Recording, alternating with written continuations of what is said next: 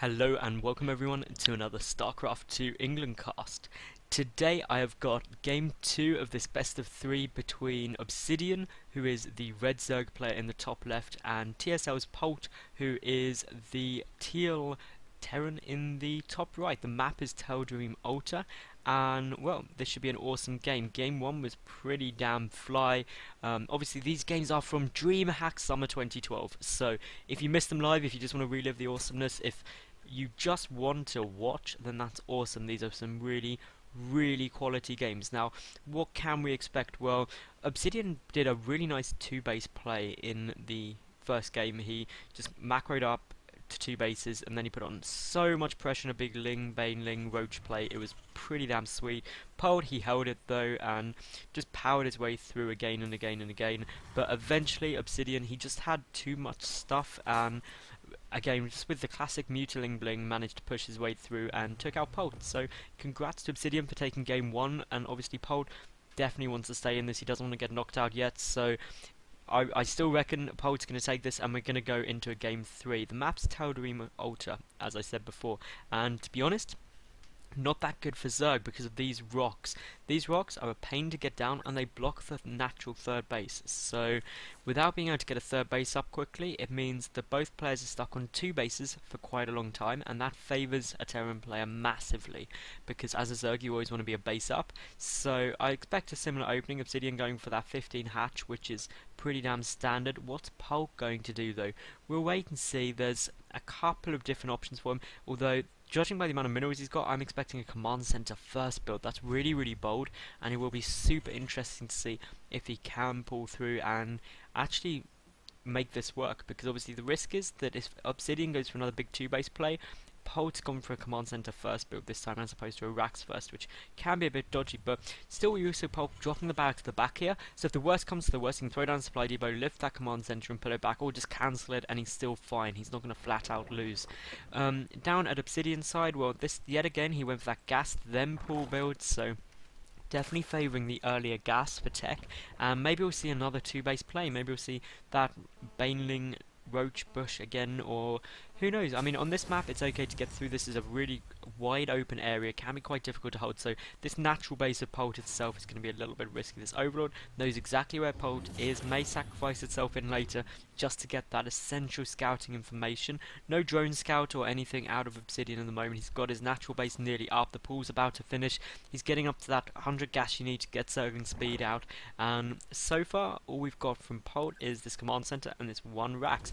Double gas just thrown down, that's to keep up and catch up in terms of tech. He's probably going to throw down some Hellions, as that's still pretty good for map control. They may not get drone kills, but they are very good for map control, and on a big map like Dream, having that map control is essential, because ultimately if ObsidiaN doesn't get the good scouting information of a push moving forward, he could have big problems. Now we will see here Polt doing another very defensive bunker. This is very characteristic of what he did in game 1 as well, putting that very defensive bunker in there ready to defend anything really ObsidiaN can throw at him. And I mean, admittedly in game 1 he did a nice defense, he didn't take too much economic damage, but did have to pull a lot of SCVs later on towards that push, as ObsidiaN just kept on piling on the pain. We've got 1 Zergling coming in, we'll get picked off pretty easily by these 2 Marines, and well, take a look at ObsidiaN's base, he's just happily droning up at the moment, getting a second gas. That's quite telling. This SCV is going to try and get in, should be able to make it through, and if it sees that second gas, that would be really big. I don't know if Polt did manage to spot it.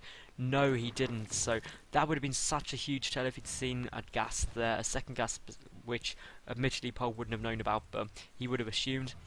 Now we do have the factory, the reactor coming down, and 2 more barracks falling up, so Polt is going to be in a great spot in terms of pushing out army. Again, we've got ObsidiaN going for a very similar opening. There goes down that Roach one and the Baning nest, so yet again it's going to be a 2-base Bane Roach Ling push. And on Dream that's going to be quite effective, except the rush distance is really huge. I mean, as you can see from here, it's an absolute mile to get across this game screen, and to be honest, for Polt that gives him extra time to get out more units. He's getting those Hellions out yet again. He's got these 2 additional barracks, and so with 3 racks, a tech lab on 1, he could be in a fairly good spot to defend it. Meanwhile, the Rotron just finishing up at the moment here for ObsidiaN. He's getting out that Baneling Nest as well. It's 3/4 done.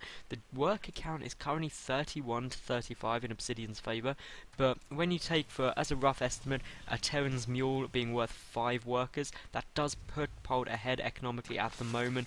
They're both on 2 gas at the present, although Polt may take his 3rd and 4th soon. We've got 5 roaches on the way out. Going to be 6 in total. Plus, of course, well, actually way more. There's going to be 10 roaches in total, plus a lot of zerglings. That Baneling Nest is now done. The Hellions are poking forward. They've seen those roaches now, so Polt, he's probably going to start preparing for this yet again. He's trying to get this wall off as best he can, but there is going to be a small gap there. But with Banelings in the mix as well, this could be hard to hold. It'll be interesting to see how Polt does. But again, if Polt holds this without taking too many losses, he's going to be in a good spot. Just chucking down a bunker now. ASAP, a 3rd bunker on its way as well now. The Marauders there coming out. This wall off, trying to finish as best it can, but there's a small little gap at the top there. The roaches are on their way in, and well, these supply depots are going to get picked up, but we do have some Marauders here, and well, essentially this is just buying time. The Banelings there on their way in now, but to be honest, the Hellions are the only thing which are going to take a big amount of damage from Banelings, and for the moment they're in okay, and they managed to pick up a lot of those Banelings there. This is a good spot. Quite a few detonations go up on the Marauders there. The bunker does go down, but the Marines do stay up. And to be honest, it looks like Polt's going to hold this quite comfortably for the moment, and he's even salvaging some of these, cancelling a bunker, and well, to be honest, ObsidiaN is not looking like he's in the money right now, although Polt does need to be careful and not get too aggressive with these extra Hellions coming in. He's going to be in a great spot, and well, this looks like ObsidiaN is being pushed back very, very heavily. He does have quite a few units back at home, but Polt is in a great spot to counter push now. He's picking up a lot of these roaches, and well, there's just a handful of zerglings here. The wall off isn't complete though, and that could cause a problem if this zergling counter push does come in, because well, defensively there's not much left here at all. So what is ObsidiaN going to do? Well, Polt, he's looking like, well, I'm just going to come and kill you now, but this zergling counterattack could pose a problem, except the supply depot wall is down, but it does now go up at the last minute, and that's going to make it a lot harder for these zerglings to get through, especially as these Marines start coming. They can get in the bunker, and as long as, well, Polt can hold this quite nicely, he should be fine. He's coming into repair as well now. Just needs to be a bit careful with this lower supply depot there, but to be honest, it looks like he's going to hold it fine.